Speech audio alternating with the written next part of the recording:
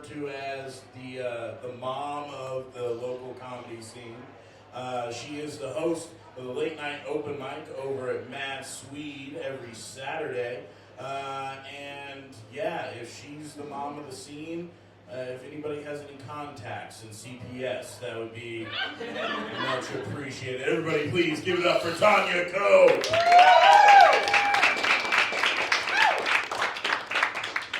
This is my first time. This feels the couches, the dogs. I feel like I'm at a Mormon family reunion. Any Exmos in the house? Oh, in Idaho? What? What? Oh my God! I'm gonna put this on my fucking calendar. Jesus Christ, this is amazing. Sorry, I came a little bit. I don't know if you know how steeped in LDS this fucking city is. It was okay. Anyway, I digress. So I was out to lunch, as us ladies love to do. It's you eat a drink in the middle of the day and goss and just, it's so great. So I thought I was having a great lunch. I thought I was having a great conversation, a great engagement. And then she trotted out with this. She's like, Tanya, as a friend, I have to point out you are over 50. Time to give up on getting by on your natural good looks and consider wearing more makeup. No. Oh, the brass balls on this bitch! Who in the hell does she think she is? I collected myself and I looked her dead in the eye and said, fuck you, Mom. They get lippy in their 70s. You gotta check them hard. You gotta remind them who's picking out the nursing home. Jeez. And it got worse from there. She's like both ashamed and proud that I do this. Because it's like, dirty. It's all the bad language. Sorry, Mom. All the bad language. It's just like, if you're gonna do that, you can take a tip from Bill Cosby. What? Yes, what? Exactly. She grew up in that era. She's like, he went far as a black man. I don't know why she always has to whisper that. But she went far as a black man, but being clean. You should try that out. Apparently with the Alzheimer's, she forgot about the other shit he did. But I also know that my mom was always right. So I went to my local drug dealer, got a few roofies, because you never know when a bitch is going to have to knock somebody out and come up with some clean material. Oh, right, look at me. So I put 2 over 50. Who am I raping? Especially with roofies involved. If you have the misfortune of ending up in bed with me, you're going to have to pull your own damn weight.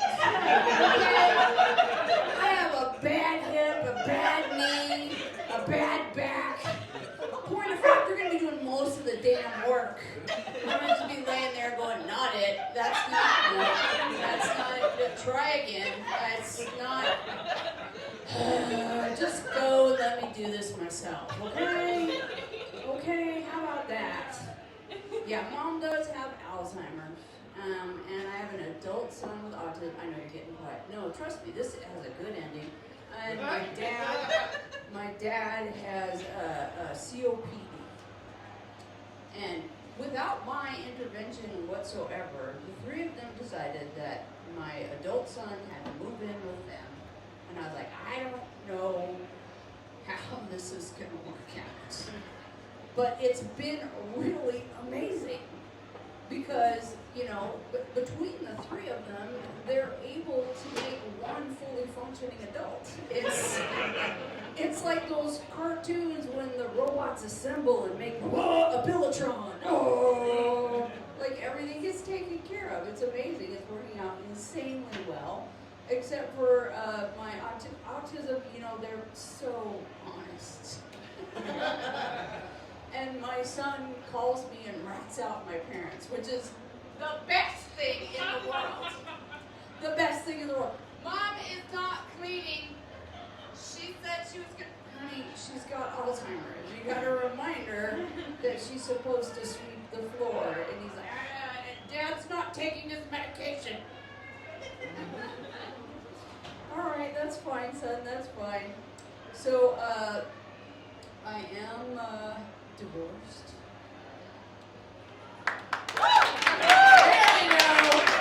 There we go. I know I waited on that. I know it's not a huge surprise, and that's kind of how I ended up in comedy at 45 years old. 45 with a vagina. Can we talk about how stupid that is? Because let's face it, most comedians that you're going to meet are dudes trying to get pussy, and I'm not of that stripe of female. No offense. No offense. And at this juncture, I'm not a big fan of dick anymore. So we're on the same team. Chin chin. I mean, yeah, it's kind of rough having penis as being your favorite way to arrive at your destination. Because they're kind of gross. They're just, I love them. Beautiful. Fantastic. My brother of the silver, fantastic. But you're kind of gross. You're just kind of low-key gross. I have verified proof as well, because you're all kind of nasty. Like, so many women are like, I'm kinky too. It's like, tell me the story of your kink. And it's like, well, I met this guy. Wasn't into it at first, but then every dude you ask about a kink, they're like, I don't know, I was born this way. This is how I get off. I love it. All the nasty, degenerate. It's gross. They're gross. And, just by statistics, there's at least one sweet gentleman in the audience, probably that one, that's like, I did not know there was going to be kids here. This is killing me. Because I'm a responsible parent. No judgment, Mom, no judgment. Jesus, I'm making it worse. Anyway, and it's going to get worse. I just can't even look over there. So, even the sweet vanilla guy that's like, I'm not nasty at all. I'm sweet. I always ask for consent. I never ask for anything untoward. Always missionary. Always whatever. I always make sure she comes. I'm just such good. Even you are nasty. Even you are nasty. Ladies, we're going to testify. When you're doing that one mouth thing that they love so much, you know what I'm talking about. And what do they all ask for? Look me in the eye. Really? Now, are you kidding me? No, this is, okay, first of all, I mean, as a lady of a certain age, have the figure that supports that concept. I mean, because when they got a little pot going, what am I supposed to do? Like, go for a moment? Is that doing it for you, sweetie? Is that doing it for you? Are you there yet? And even if they have the figure to support that, and you're doing your job and looking, guys, do you ever take care of yourself in front of the mirror? No, you do not. Because deep in your soul, you know what you're going to see. Because right before you get to your happy place, every single one of you look like a gorilla failing a calculus exam.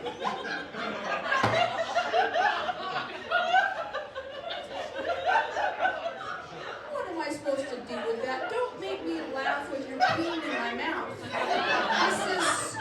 This is not good for anyone involved. Nobody is going to have a good time at that juncture. So yeah, I totally get sworn off. I am so deep in abstinence land. I recently redecorated my bedroom with flashing neon lights that I stole from the gas station. And they slowly flicker. So, service. Only. that's the way I like it. And I got there because of men, it's dudes my age, you're beautiful. But you're obviously not single. If you're a dude over the age of 50 that's single, there's probably a goddamn reason. Dating in your 50s is exactly like buying a jigsaw puzzle at a thrift store. I guarantee you there's some pieces missing. And on top of it all, once you assemble it, the picture you end up with does not match what was on the box. I bought into a fluffy basket full of cute kittens. And what I got was an emotional tornado tearing apart my personal trailer park. And then on top of it all, they were based on those 80s rom-coms. Even these young ones, you've seen at least one 80s rom-com. Well, they all had kind of the same plot line. Girl says no, means the boy should try harder. For some reason, this was cute in the 80s, but in 2025, that is quite rape adjacent. Quite rape adjacent. And I was dealing with one of these gentlemen, shall we say, and he was not taking no for an answer, and he decided to go with a clever tack. This is what passed as clever for this fellow. He said, Tanya, I know you're a nerd. Here's what I propose. You choose the game. If you win, I'll leave you alone. But if I win, we... Oh, Lord. As a good native Iowa girl, I only had to think a second before I answered, Russian roulette.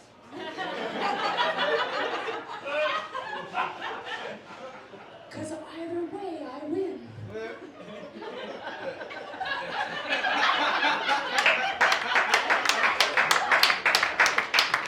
If you take the bullet, you're dead, and I don't have to deal with this anymore. And if I take the bullet, well, you're pumping away at my slowly cooling corpse. Oh, it's going to get worse. People are like, why didn't you go for a younger man then? A younger man. I'm neither proud nor ashamed to admit that I hit the apps. I punched some MILF tickets. I really did. Just call me Disneyland. I made some dreams come true. And I have to tell you, as delightful and energetic and wonderful as younger men are, I do find them to be exactly like the whip pockets in women's dress slacks. Shallow. Useless. In point of fact, entirely cosmetic. So if you happen to catch me with a 22 in my mouth at this point in life, it's going to be a caliber, not a person.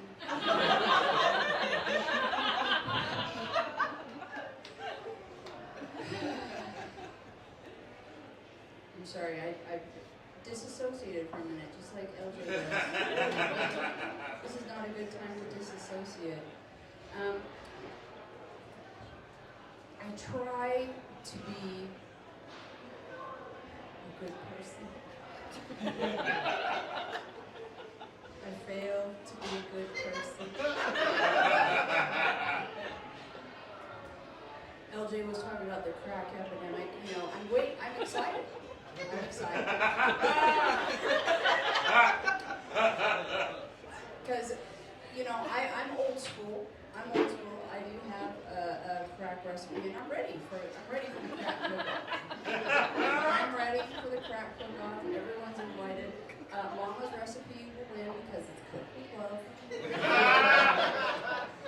It's cooked with love, and plus, as a person that used to have a very serious drug problem, I know the side dish for cocaine, which is Narcan. People ask me what my favorite drug is from back in the day, and it is definitely Narcan, or else I wouldn't be here today. At 53, people are like, "Ooh, you made it!" It's like, no, don't applaud that. Don't applaud that I had another birthday, because let's be honest, I do this. So it's not like I succeeded at living. It's more accurate to say I failed to die. I mean, I'm telling you the truth. That they are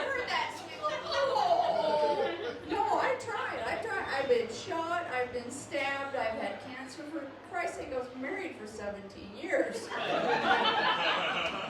I shouldn't even be here, but I just keep waking up and waking up and waking up. And that is the way it goes sometimes. You just keep waking up and you keep meeting new people. And it's been delightful to meet all of you guys tonight. My name is Tanya Cope. So my friends are showing that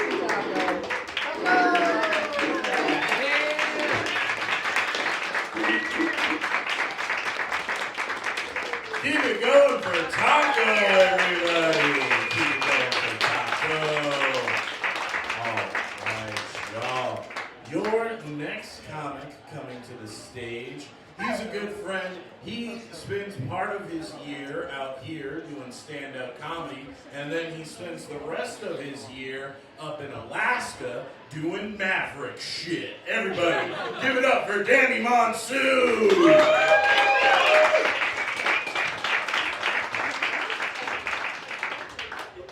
Everybody wants to go to war against the volcanoes until the volcanoes start fighting back, am I right? All the lava tag in the world ain't gonna save your ass now, right? Fucking Stinson, that's right. You remember playing lava tag as a kid? Remember that shit? You don't remember playing lava tag? Those volcanoes are gonna fuck you up, dude. You remember playing lava tag as a kid and we're all jumping around like, we're gonna kick those volcanoes' asses when we grow up. Yeah, we're gonna fuck them up. They're not gonna stand a chance. And then the volcano shows up and there's no lava. There's no lava, it's 70 miles away, and all it does is spray ash all over your fucking city, and you can't even go outside without your grandma being like, put on a goddamn mask, Daddy! You're gonna get volcano in your lungs! And then you gotta wear a mask every time you wanna go outside. You can't drive your car anywhere, the whole fucking town shuts down. The only thing open is the liquor store and McDonald's. Basically, it's like COVID, but like if COVID was real. What I'm saying is the wilderness sucks. That's why we don't live in the, you don't live, people are like, oh, wilderness is so cool. No, it's not. That's why we live in houses. Even if you go in the middle of nowhere, you're still living in a house. You're not living in a branch. Goddamn, I get sick of these tourists. They'll come to Alaska and be like, oh, wilderness, fucking volcanoes are so cool. They're like, no, they're not. And then they're like, oh, the fucking moose. I'm going to try and feed a moose a carrot. Do not try to feed a moose a carrot. They are not your friends, dude, alright? I'm sick of the fucking tourists ruining my day whenever I'm just trying to go to fucking Chemistry 101 and some fucking tourists trying to go to the same building, right? And what's there? There's a moose. And he's like, I'm just going to walk right by this moose because it's not a problem. It's a problem. There's a mama moose over here, a baby moose over here. He tries to walk in, and what's the one moose everybody knows not to fuck with? Mama moose. That's right, the vegan moose, and they're all fucking vegans, alright? All they do is eat fucking twigs and swamp. I'd be pissed off too if all I had to eat was twigs and swamp, alright? So he tries to walk past, and that moose stomps him out. Now he's dead. Now I gotta deal with a fucking funeral procession when I'm trying to skip class. And you're gonna feed a moose a carrot, leave that shit in Washington. How y'all feeling? Just want to get that off my chest real quick. I'm not from here. I'm not from Idaho. I'm just visiting. It's an interesting place. You know, I got a buddy who lives up in North Idaho in Coeur d'Alene, high school friend, and he was like, you gotta come visit me sometime, man. And I don't know if y'all are aware, but North Idaho has a reputation. And so I was like, hey man, what's the deal? Is there like a bunch of racists up there? And he was like, oh man, that's just a rumor. It's not really like that up here. And I was like, really? And he was like, well, yeah, no, it is, but you'll be okay. And I was like, thanks, man, because I was real confused as to which race the white supremacists didn't hate. But I went and visited it. It's a neat place, you know. Interesting, really interesting. One of the fun facts about northern Idaho is that up there, they're surprisingly pro-immigration. Well, at least they were during Operation Paperclip. Which if you don't know what Operation Paperclip is, at the end of World War II, Russia, the Soviet Union, they were like, you know, these Nazis are really good at doing stuff. We should get them on our team. And then the United States saw that happening, and us being the altruistic adults in the room, were like, Russia, stop that. You have to stop hogging all the Nazis. And then it was like a game of Hungry Hungry Hippos with Nazi scientists, which we obviously won because then we beat their ass to the moon. Can you imagine how fucked we would be as a society if Russia got to the moon first? Yeah, I don't know who wrote the plot to the 20th century, but they were fucking smoking some expired fever dream.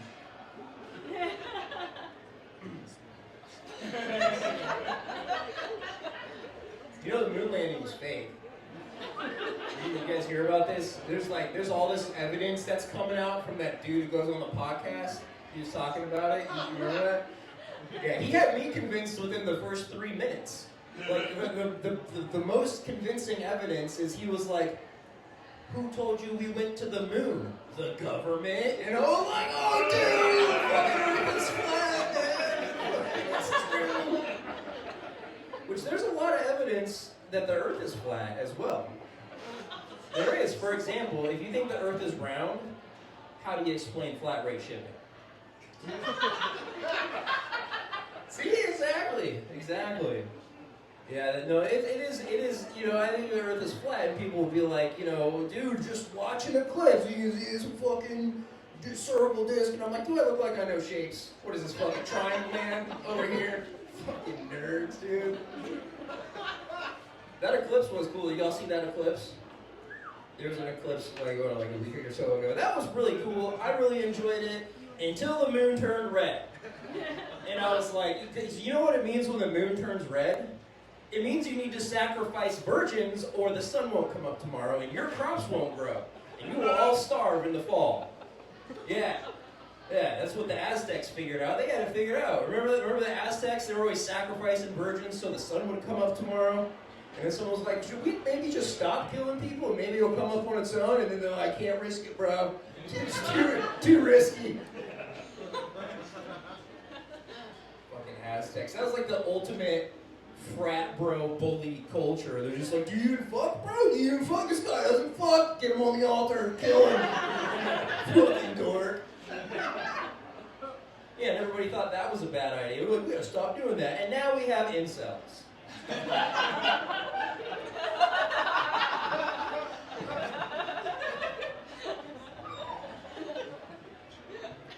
So here's the thing about witchcraft is in order to successfully do witchcraft, you have to have the right hair. You do. It's a requirement. Because here's the thing, if you don't have the right hair, at that point you're not even doing witchcraft. You're just doing fucking yoga in the park at 10 p.m. with the cops showing up being like, hey, you can't sleep here. You're like, I'm not sleeping. It's called Shavasana and it's classy. Shout out to yoga for making laying down pretentious. I do yoga every day, bro. It's like part of my regimen. I want a regimen, you know what I'm saying? I wake up in the morning, I do an hour of yoga, then I get out of bed. Oh, yeah. Fucking hate hippie shit, dude.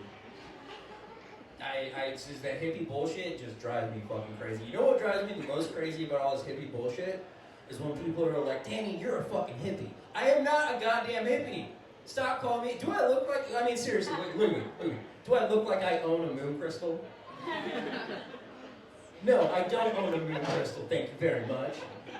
You own two. I have one. I have several, but look, you can't own a moon crystal, man. They're like their own entity. You're merely a caretaker. They belong to nature. Yeah, so I have moon crystals. That doesn't make me a hippie. It's not like I live in a van. I mean, I have a van. And I stay in my van. I don't really have anywhere else to go, but it's like, dude, it doesn't count as living in your van when you're dead inside. But that doesn't make me a hippie, dude. I got a van full of moon crystals, so what? Alright, I'm not a fucking hippie. It's not like I'm out here fucking, you know, selling doTERRA essential. I'm not a doTERRA salesman. No, it's called a wellness advocate, and yes, I can purchase doTERRA oils from me, alright? And if you would like to become a wellness advocate, I can hook you up with that. But you can't just go sign yourself up. You've got to go through me, and I have to go through someone who I have to go through. So it's shaped like this.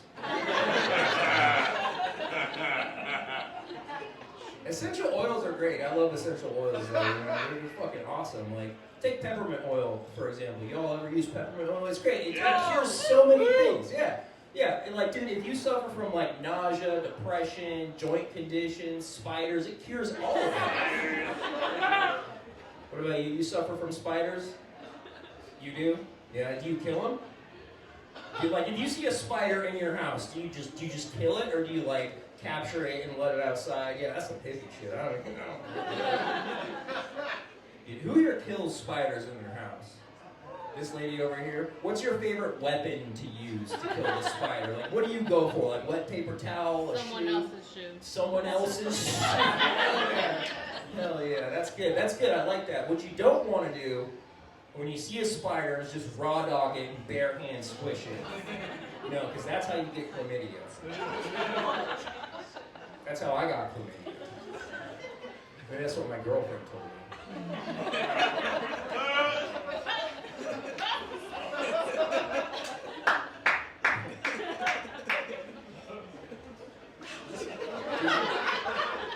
Did you know that a surprisingly high percentage of the population actually does have herpes? Is what people with herpes will tell you.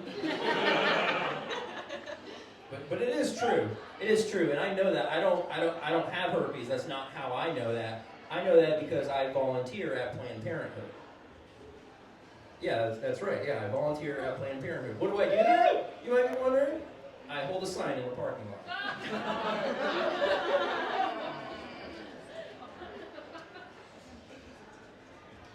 So here's the thing about abortion.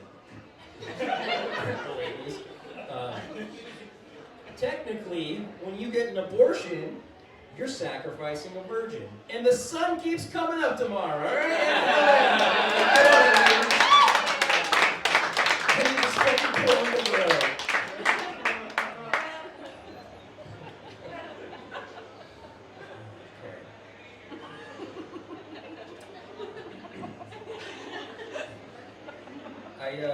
I'm glad we brought the R word back.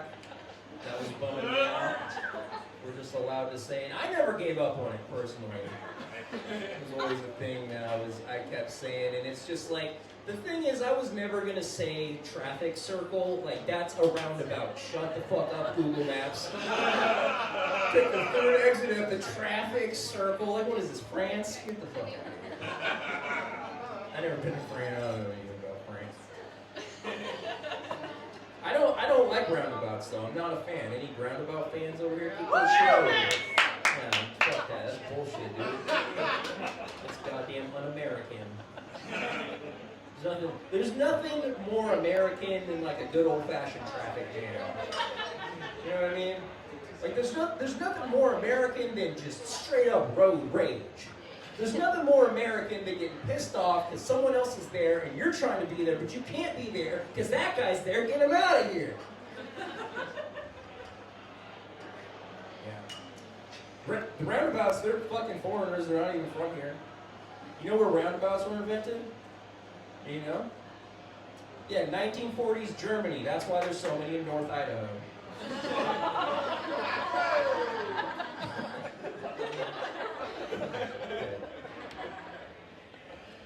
So I was thinking about going back to college. What do y'all think? You're just like, that's just funny. Just that. It's just the setup. Okay. You think I should go back to college? Sure? You don't even know why I was gonna go, man. Maybe I'm going back to college because the gun range is closed and I'm sad.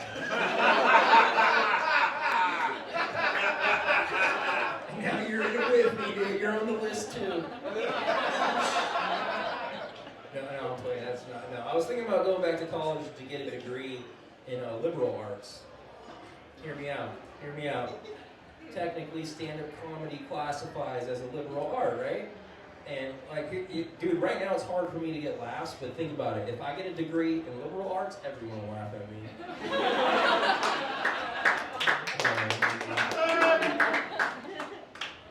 All right, well, that's been enough for me. One last thing before I go. If you like my set, help me out. Follow me on social media. It really helps us out. It really helps us promote our thing. So if you want to help me out, you can follow me on social media as Daniel Monson on AdaCountySheriff.org. Thank you.